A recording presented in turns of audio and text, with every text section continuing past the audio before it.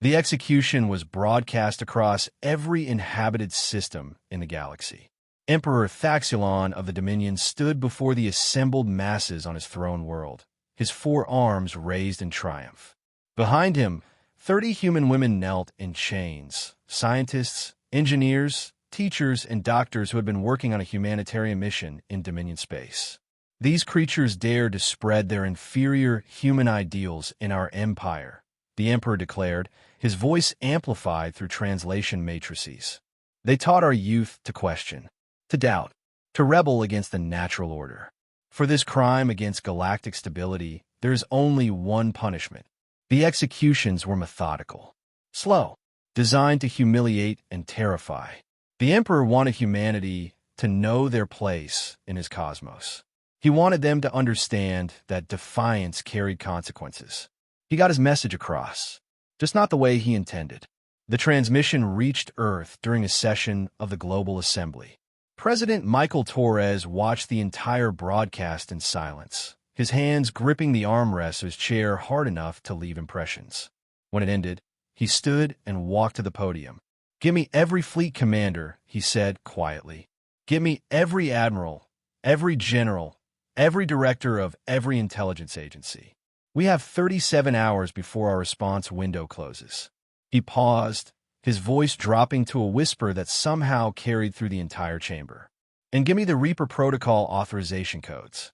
A counselor stood, her face pale. "Mr. President, the Reaper Protocol was deemed too extreme. We agreed never to." "They executed 30 unarmed women on galactic television," Torres interrupted. "They wanted to send a message. We're going to send one back. One the galaxy will never forget." The Reaper Protocol had been developed in secret over decades. Humanity's final contingency plan if ever faced with extinction-level aggression. It was a weapon so terrible that its very existence had been classified above top secret. Only 6 people in human government knew it existed. Now it was time to use it. The Dominion expected retaliation. They positioned their fleets defensively, anticipating human rage to manifest as a military strike against border worlds. Instead, nothing happened. Days passed, then weeks. The Emperor mocked humanity's cowardice in his daily broadcasts. Then the stars began to die. The first went supernova in the heart of Dominion territory. A stable yellow star that had burned peacefully for 4 billion years suddenly collapsed and exploded. 6 billion Dominion citizens vaporized instantly. The Emperor called it a natural disaster, but his scientists knew better. Stars didn't just explode without reason. The second star died 3 days later. Then a third. Then 10 more in a single week. Humanity had weaponized stellar engineering. For 30 years, human ships had been secretly seeding unstable elements into the cores of stars throughout Dominion space. Elements that lay dormant until activated by quantum triggers. Now those triggers were being pulled, one by one, with surgical precision. Emperor Thaxilon finally broke his silence, demanding negotiations. Earth's response came from Admiral Jennifer Reeves, commander of the Human Expeditionary Force. 30 women. 30 stars. We're just getting started. The Dominion military attempted to stop it. They hunted for the trigger mechanisms, tried to evacuate endangered systems, begged for mercy. Humanity's response was methodical silence and continued stellar collapse. Every major Dominion world, every industrial center, every military installation, all orbited stars that were now ticking time bombs. Within 3 months, the Dominion's infrastructure had collapsed. Trillions of refugees fled into neighboring territories. The Emperor's throne world itself was evacuated when its sun began showing signs of instability.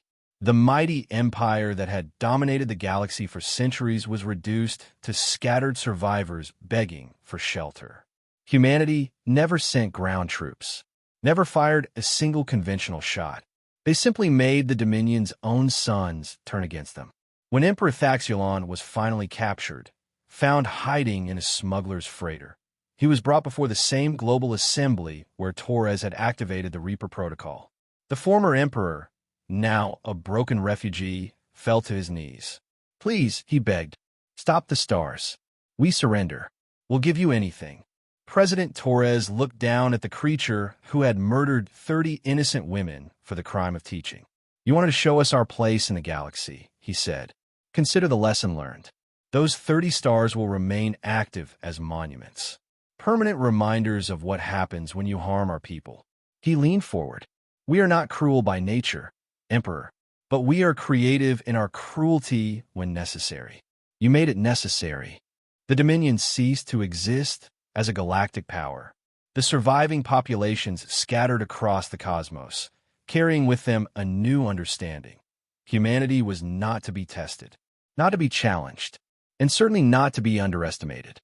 30 women, 30 dying stars. A final war that ended an empire without firing a shot. The galaxy remembered.